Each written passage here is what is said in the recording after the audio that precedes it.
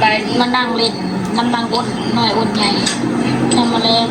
มานั่งหนาวเป็นบ้าแห้งนี่พี่น้องโอ้นี่บนตู้นอนนะแล้วคนเจ้าหาพื้นกระดังที่พวกคณะมันหาพื้นกระดังกินไข่ยามหนาวยามแรงลูกพวกเราไม่ได้แอบไม่ได้ลุ่มเป็นเลี้ยงพี่น้องบ้านเรือนเพิ่นเป็นเลี้ยงเพิ่นบามีกุ้งในตู้นางมนต์ว่ะขอจะเลย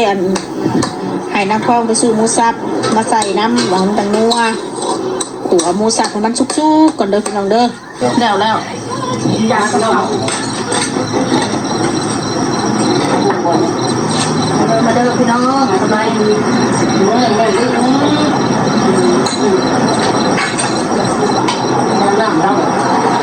มันนี่มาฝากต้น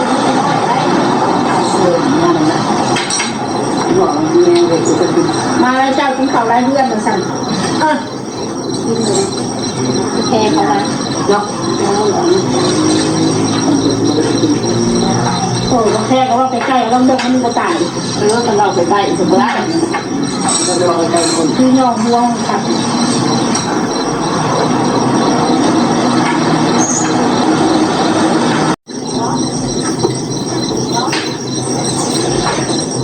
จะตีในรถนะแจ้งไปอยู่ใคร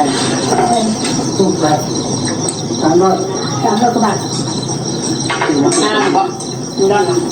โลกอะไรเลยแต่เมลอนคือการจะแตงตัวแทนกระลูกกับคล้ายๆอะไรแต่ถ้าเป็นของญี่ปุ่นเมลอนในรถเนาะก็คือมันจะเป็นกระโดดหวานๆเนาะ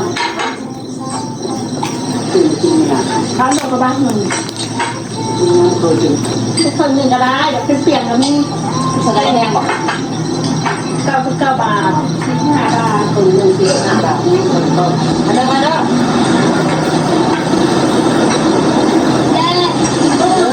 ระวังเลยเนี่ยระวังเค้กเนาะอาโกยนี่เราไปทำยังเอาโหลด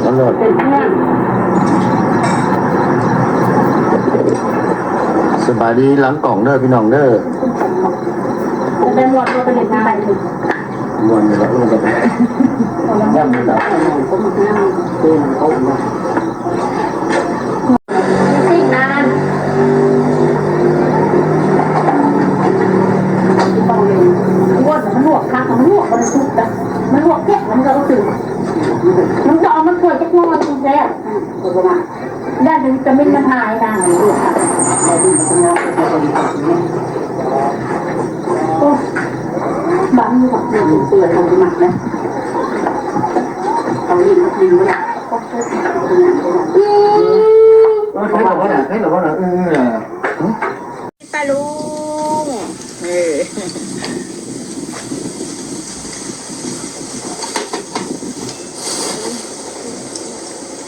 มาแกงทำไมอุดมุนมาอดหน่อยเอาแต่แม่มอนถือมาให้เป็นจุ่มวันแบบบริขายได้70,000 กีบแต่นะกูอุดนุนอุ่นน้อย40,000อุดนุนไม่น้อยใส่3 หน่วย18,000น้องอุดนุนเพราะว่าไม่ม้อนเมื่อเพิ่งได้เลยนั่นต้องทำใจเมื่อใครดีใครบ่ได้ถูกเบิ้งว้าวมันมีผมเอาสิเอาจะนี่มาหน้านะไปคนโลดเป็นนี่ข้าวไม่กินดอกเอาในใส่เงินนี่แกหรอกกินนี่แหละเฮ้ยเก่งดีคนสวยอยากกินแกงหน่อไม้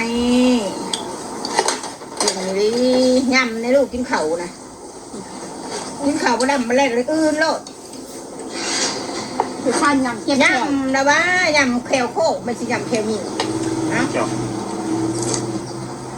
ยำแควเท่ากินกินไข่กินไก่พาไปกินไก่ทอดมีสาว2 น้องมักแต่ปลามักแต่ไก่กับไก่ทอดไก่ปิ้งกับบุกินไก่ปิ้งกับบุมักมักไก่ทอดนุ่มมันนี่ไก่นุ่มนะมันตายทั้งแข็งกระโดดนะ ดีแล้วดีแล้วก็ยาเด้ดีแล้วก็ จะกินน้ำแม่ที่หรอ ดีไปแล้วที่นายทำเลยก้นนะไปเอาไปบนเขาหรอก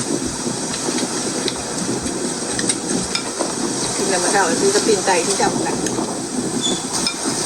จำเต็มแต่คนแรกแล้วแม่แล้วออกมาเนี่ยมาชนแก้วนี่ตะแก้วชนแก้วของเมื่อม้วนรถมานั่งมาได้ข้างเองแต่มาจ่ายเบียร์2 ขวด หมดแล้ว ต้นมันมดแล้วมันหมดแล้วที่ตามาแล้วมันไปทำแล้ว คือสภาคืออันคือนี่ดีบ่ เล่นละครเล่นละครได้ของพวกนี่นะ กันสร้างคนเรา เมื่อยบ่เล่นละครเมื่อยบ่ เล่นละครเล่นละครได้ของพวกนี่นะ กันสร้างคน เบิ่งเงินพันดอกบ้านเบิ่งเงินพันดอกบ้านเบิ่งเงินพันดอกบ้านยำกับแม่เขาน่ะยำกับแม่เขาน่ะยำกับแม่เขาน่ะ